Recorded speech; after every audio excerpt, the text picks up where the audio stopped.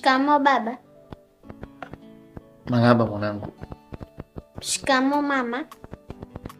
Eti na mimi nina familia na nina binti mkubwa tu anasoma. Mungu huyu. Ndio. Tunakusalimia. Malaba mwanangu. Za kanisani. Haya.